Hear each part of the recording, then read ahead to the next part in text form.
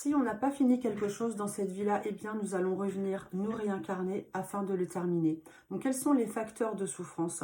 Il est important d'en tenir compte. Alors, le premier, c'est l'attachement. À quoi suis-je attaché? Tu peux te poser la question. On fait un petit tirage juste après. À quoi suis-je attaché? À qui? À une maison? À quelqu'un? Qu'est-ce qui me retient? Pourquoi est-ce que je suis attachée à cette personne? Est-ce que c'est parce que j'ai besoin d'être en sécurité? Est-ce de l'amour? Est-ce que j'ai peur de manquer? Pose-toi les questions. Le deuxième facteur, c'est le désir. Alors, on désire pour combler quelque chose. Il faut que tu demandes qu'est-ce que je souhaite combler, qu'est-ce que je désire, parce que souvent, en plus, on désire quelque chose, on l'a, et ensuite, on veut encore autre chose. Donc, il y a toujours un manque. Pose-toi ces questions-là. Qu'est-ce que je veux combler? Le troisième facteur possible, c'est la culpabilité. Sache que la personne qui te culpabilise, eh bien, souvent, elle te manipule.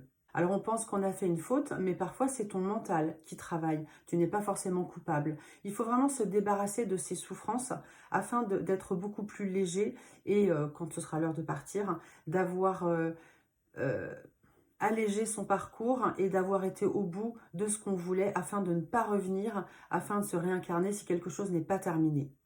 La peur aussi est un facteur de souffrance. Avec la peur, on peut ne rien faire, être complètement mobilisé. Et la peur t'empêche vraiment de réfléchir, de ne pas être dans le lâcher-prise. On perd tout raisonnement. Et sache que 80% de la souffrance est due au mental.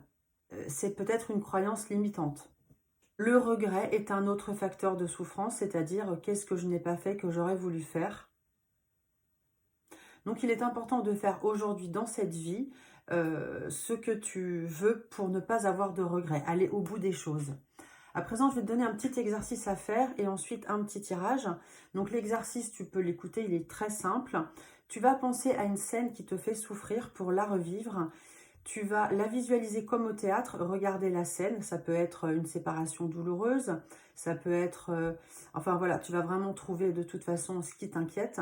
Donc tu la visualises, tu la regardes comme au théâtre et tu vas envoyer, tu te mets juste au-dessus, tu t'élèves et tu vas envoyer un rayon de lumière qui part de ton cœur vers cette scène et tu vas t'élever au fur et à mesure de plus en plus haut, de plus en plus haut, jusqu'à ne voir qu'un tout petit point de la scène, c'est-à-dire deux personnages qu'on ne voit pratiquement plus.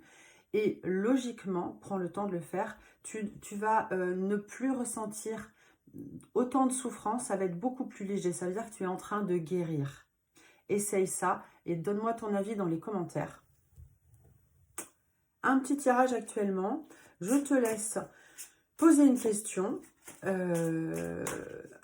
Tu poses ta question, je ne sais pas, vais-je trouver du travail dans les 3 mois? Vais-je déménager dans les 3 mois? Vais-je réussir, voilà, vais-je faire une rencontre? Enfin, ce que tu veux, tu poses ta question. Et moi, je te sors 5 cartes et je te dis ce que j'ai. Tu pourras regarder en même temps les cartes que j'ai parce qu'en fait, ça peut te permettre aussi de développer ton intuition car tout le monde a de l'intuition. Il faut juste y croire. Tout est dans la tête, tout est dans le mental. Donc, tu as posé ta question ou fais une pause si tu ne l'as pas. Et moi, je te dis ce que j'ai. Je te montre les cartes également. On y va. Alors, je vais tout retourner.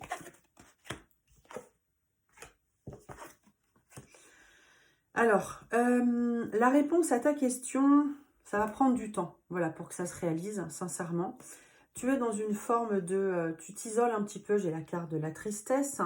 Donc, ça veut dire que tu t'isoles, tu te replies un petit peu sur toi-même, tu communiques pas, tu gardes les choses pour toi. Il suffit de regarder l'image, ce que ça t'évoque.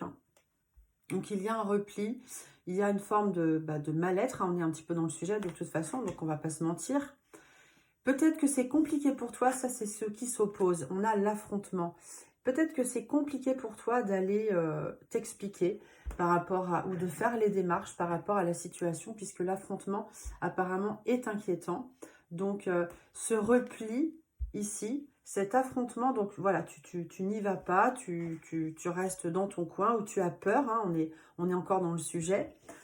On a l'homme de cœur qui sort, donc c'est dans l'évolution, on te conseille d'agir avec ton cœur, puisqu'on a cet homme de cœur, de faire appel à quelqu'un de cœur, de demander un conseil, d'écouter ton cœur, vraiment, c'est important. Donc, sors de cet état d'esprit, agis dans la situation, agis avec ton cœur, écoute ton cœur, ton intuition, et pas ton mental, hein, c'est important. Le mental, des fois, ça tourne trop dans le même sens, on se répète les choses et ça n'avance pas.